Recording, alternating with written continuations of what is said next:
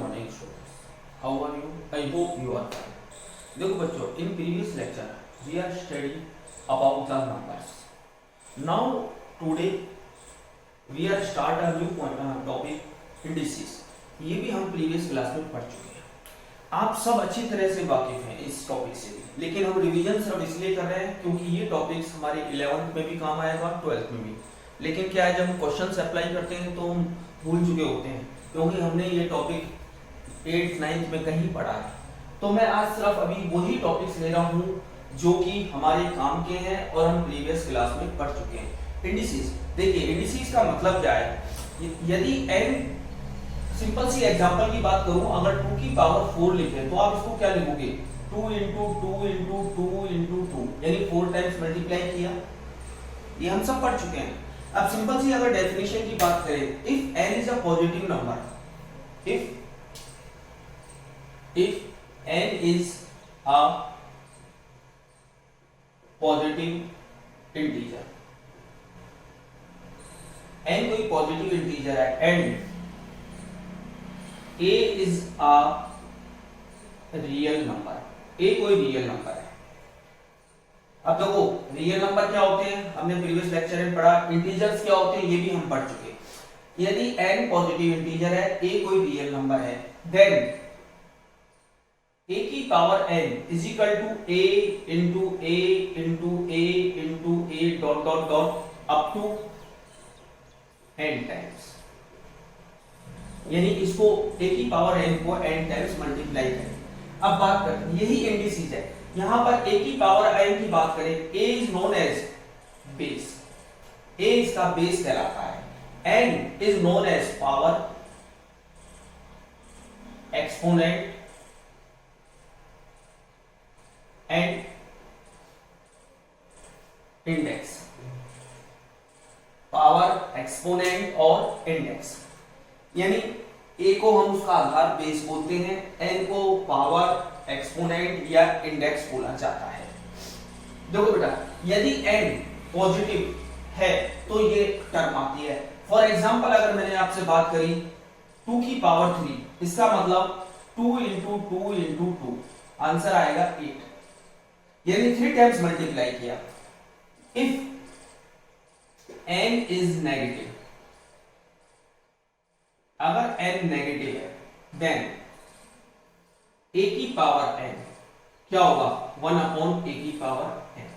अगर n negative है तो ये बन जाएगा,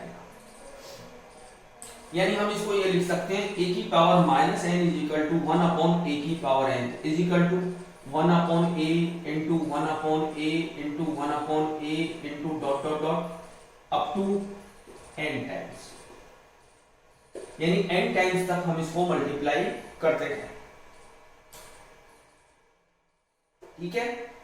अब जैसे अपन ने कहा a की पावर माइनस 3, तो हम इसको क्या लिखेंगे, 1 अपॉन a क्यूब, यानी 1 upon a into 1 upon a into 1 upon a.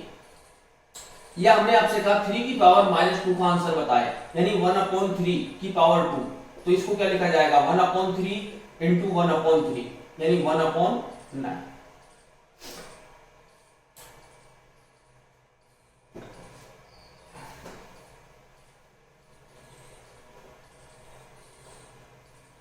ये हमने सब प्रीवियस क्लास में पढ़ा हुआ है.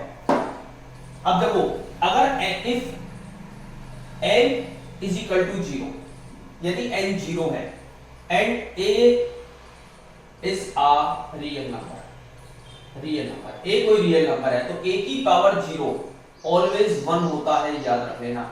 a का मान कुछ भी हो, इसकी घात यानी पावर अगर 0 है तो इसकी वैल्यू ऑलवेज 1 काउंट होती है, यानी a की पावर 0 इज इक्वल टू 1.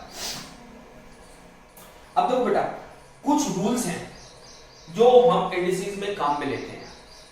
अब मैं उनके बारे में डिस्कशन कर रहा हूं. हम सबने पढ़े हुए हैं और वो बहुत इंपॉर्टेंट है, काम में आने वाले हैं. जैसे पहला है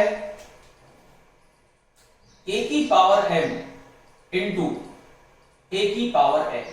देखो बेटा, यदि दोनों बेस सेम है, पावर डिफरेंट है, तो पावर क्या होती है, ऐड हो जाती है. अब इसका एग्जांपल लिया मैंने कहा 2 की पावर 3 इंटू 2 की पावर 4, तो मैं इसको लिख सकता हूं 2 की पावर 3 प्लस 4 यानी 2 की पावर 7, और सॉल्व कर लेंगे जो भी आंसर आएगा 32 64 128। ठीक है।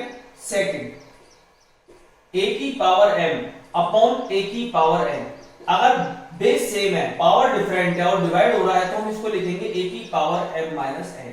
अब इसका एग्जांपल लिया, जैसे हमने लिया 3 की पावर 3, या एक काम करें 3 की पावर 4 और 3 की पावर 2, यानी हम इसको लिख सकते हैं 3 की पावर 4 माइनस 2, 3 की पावर 2 यानी कि 9।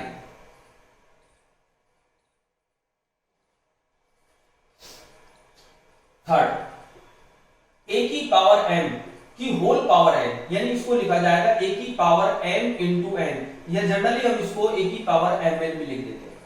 यानी एग्जांपल के तौर पे अगर हम बात करें 2 की पावर 2 का क्यूब, यानी इसको लिखेंगे 2 की पावर 2 इंटू 3 यानी 2 की पावर 6, तो अब कितना हुआ 2 दूनी 4 दूनी 8 दूनी 16 दूनी 32 दूनी 64 64।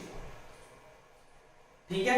अब देखिए नेक्स्ट फोर्थ a की पावर माइनस n, अगर घात माइनस में है तो हम इसको क्या लिखेंगे a की पावर n,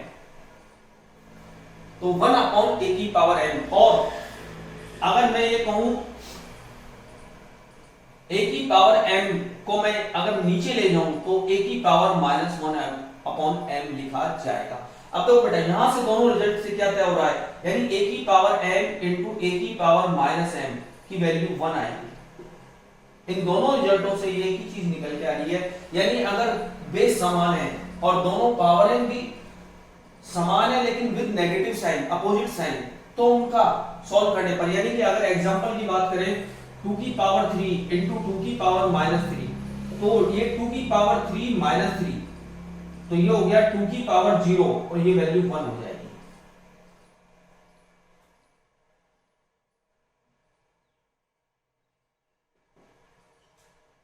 यस, चलिए इसको रब करते हैं।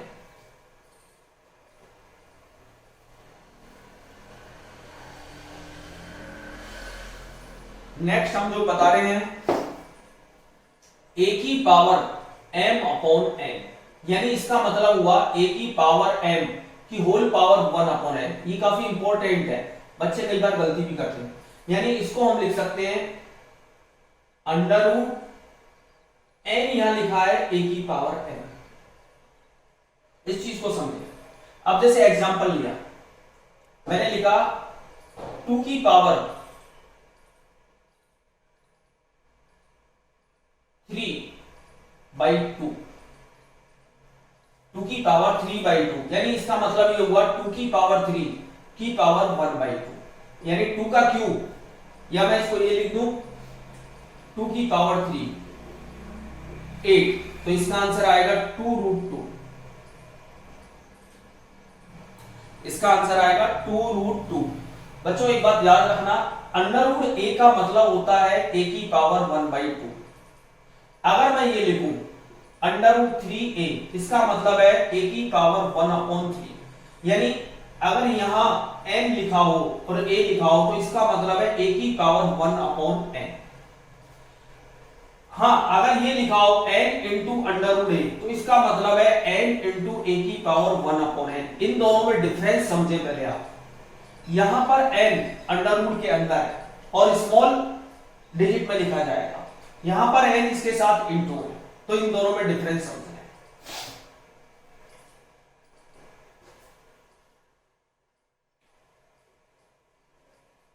नेक्स्ट,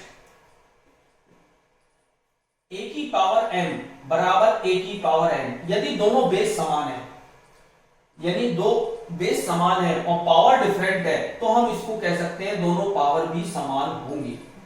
इफ a की पावर m